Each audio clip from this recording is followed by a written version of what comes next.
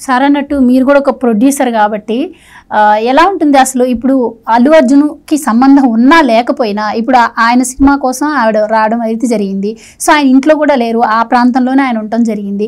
And మనం చూస్తూ ఉంటాం ఆడియో ఫంక్షన్స్లో కూడాను కొంతమంది వచ్చే జర్నీలో చనిపోయినా కూడా ఆ హీరో ఎంతో కొంత ఇస్తూ ఉంటారు.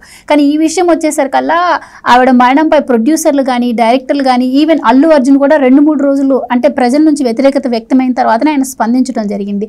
సో ఇలా ఉంటుందంటారా? మరి ఇప్పుడు ఆయన అరెస్ట్ అయ్యి ఎప్పుడు బయటకు వచ్చారు? ఇప్పుడు వరుస పెట్టి పరామర్శలకు వెళ్తున్నారు డైరెక్టర్లు, ప్రొడ్యూసర్లు, మిగతా సినిమా యాక్టర్స్.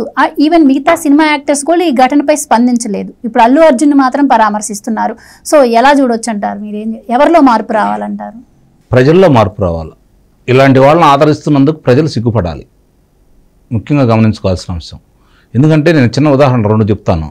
అన్న నందమూరి తారక రామారావు గారు, అక్కినేని నాగేశ్వరరావు గారు ఇద్దరు కూడా సూర్యచంద్రులుగా తెలుగు చిత్ర పరిశ్రమ వెలుగుతున్న సందర్భాల్లో వాళ్ళ చిత్రాలు విడుదల సందర్భంగా విజయవాడ వచ్చి చిత్రాలు చూసేవాడు. చాలామందికి తెలియని విషయం, అంటే ఇప్పుడు తరానికి తెలియని విషయం.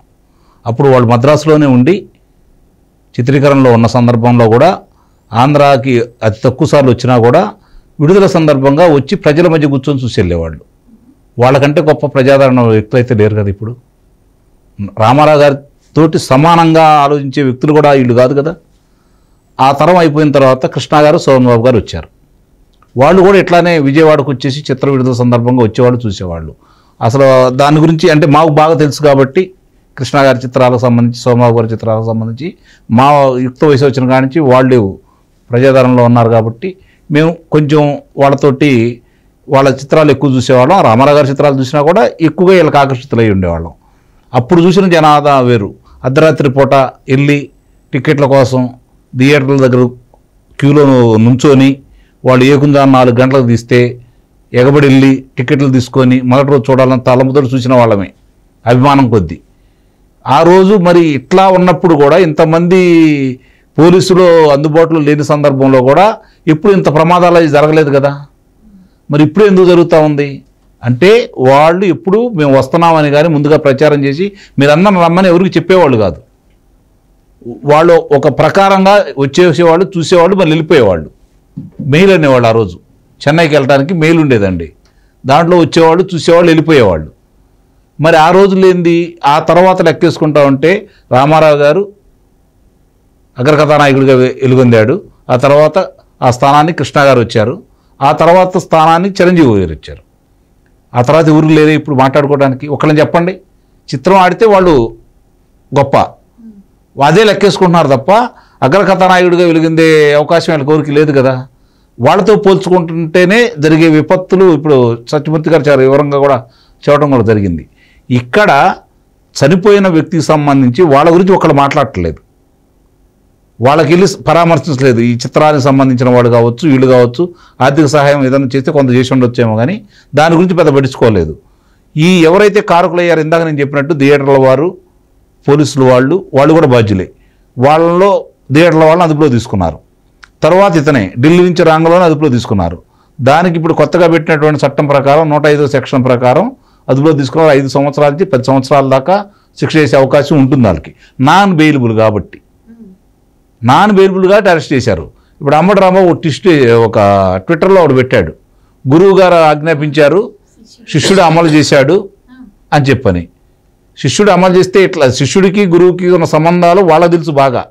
ఎందుకంటే వాళ్ళు ప్రతి శుక్రవారం ఎంతమందిని ఆంధ్ర రాష్ట్రంలో చేశారో చూశారు. ఇప్పుడు అన్ని ఉదంతాలు, అన్ని ఘోరాలు, అన్ని దుర్మార్గాలు వాళ్ళు చేసినా కూడా చట్టబద్ధంగా పరిపాలన చేసుకుంటున్న వ్యక్తి చంద్రబాబు నాయుడు గారు. వీళ్ళు జరుగుతున్న ఉదంతానికి సంబంధించి 2 రోజులు, రోజుకి 13 గంటల కాడికి కలెక్టర్ల సమావేశం పెట్టి వాళ్ళు తీరిక లేకుండా ఉన్నారు అక్కడ. నీ గురించో అల్లు అర్జున్ గురించో పట్టించుకోవాల్సిన అవసరం వాళ్ళకైతే లేదు. ఎందుకంటే ఆ మాట అన్నాడు కాబట్టి నేను అది ఉదాహరిస్తున్నాను. అట్లాగే జగన్మోహన్ రెడ్డి కూడా దీనికి సంబంధించిన రాజకీయం చేయాలని చెప్పి అతను ప్రయత్నం చేస్తూ ఉన్నాడు.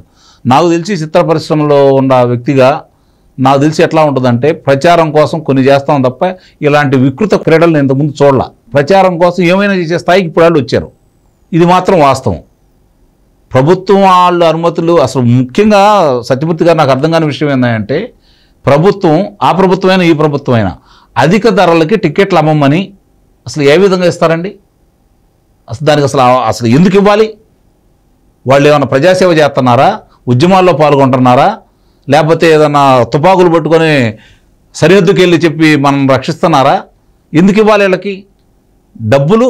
ఈరోజు ఒకనాడు చిత్ర పరిశ్రమ ఎలా ఉండేది, ఒక చిత్రానికి అయిన ఖర్చుల్లో నటీనటుల భాగం ఎంత, ఈరోజు వీళ్ళకి వచ్చే రెమ్యునేషన్ ఎంత, అందుట్లో పనిచేసినటువంటి లైట్ బాయ్స్కి కావచ్చు, సెట్ బాయ్స్కి కావచ్చు, లేదా ప్రొడక్షన్ వాళ్ళకి కావచ్చు, మరి వాహనాలు నడిపే వాళ్ళకి కావచ్చు, అదనంగా ₹1 అనేది ఇస్తున్నారండి.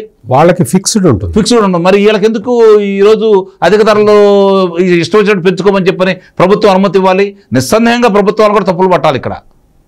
అంటే అభిమానులు రక్త మాంసాలు, వీళ్ళు రక్తాన్ని తాగుతున్నారు, మాంసం వండుకొని తింటున్నారు. పచ్చిగా చెప్పాలంటే ఎంత దుర్మార్గం ఇది. అంటే మధ్యతరగతి వాడు కావచ్చు, మామూలుగా ఉద్యోగస్తులు చేసుకునేవాడు కావచ్చు, వాళ్ళ జేబులో డబ్బులు ఉండకూడదని చెప్పి ప్రభుత్వాలు ప్రయత్నం చేస్తున్నాయి. దీనికి ప్రజల నిస్సందేహంగా ప్రశ్నించాల్సిన సమయం ఆసన్నమైంది.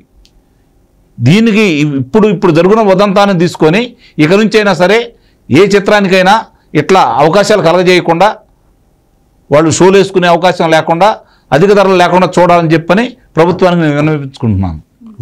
నేను అంకమరావు గారు చెప్పిన దాంతో పూర్తిగా ఏకీభవిస్తున్నా. నువ్వు 1000 కోట్లు పెట్టి తీస్తా, 2000 కోట్లు పెట్టి తీస్తా, నీ ఇష్టం, తీసుకో. నీకు షోలు ఎందుకు పెంచాలి, టికెట్ ధర ఎందుకు పెంచాలి, అసలు ఆ డిస్క్రిప్షన్ గవర్నమెంట్కి ఎందుకు ఉండాలి, అవసరం ఏంటి? నీకు మామూలుగా థియేటర్ల మీద కంట్రోల్ ఉంటుంది, థియేటర్ల మీద ట్యాక్స్ కట్టారు, ఆ ట్యాక్స్ కట్టారా లేదా చూసుకోవాలి. నువ్వు షోలు, అదనపు షోలు నువ్వు వేరే వాడికి ఎందుకు ఇస్తున్నావు?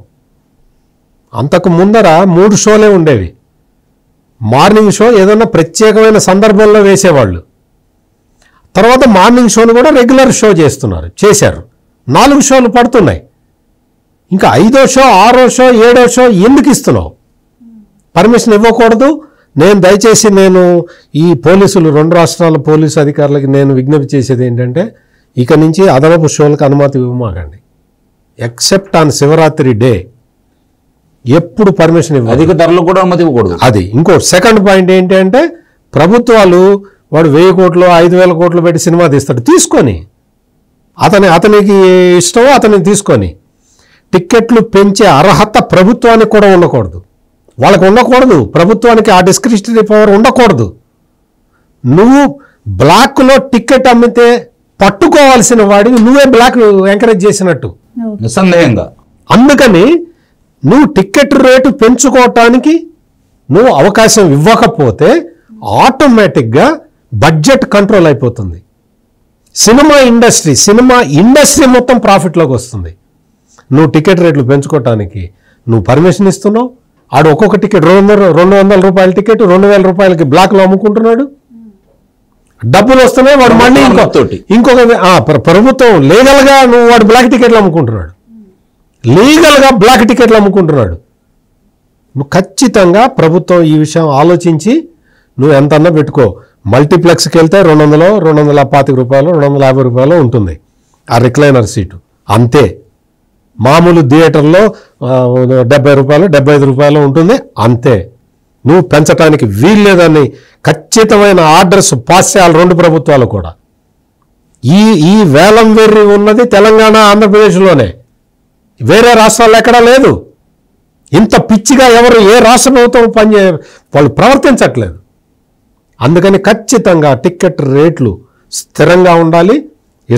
ఇష్టమైన వాడు వస్తాడు, ఇష్టమైన వాడు తీస్తాడు, ఇష్టమైన వాడు చూస్తాడు, అంతే తప్ప ఇటువంటి విపరీతమైన పోకడలను బంద్ చేయకపోతే ఈ రోజున అల్లు అర్జున్ తనకు తాను దేవుడు అనుకుంటున్నాడు. ఈ పరిస్థితి వచ్చింది ఎందుకు?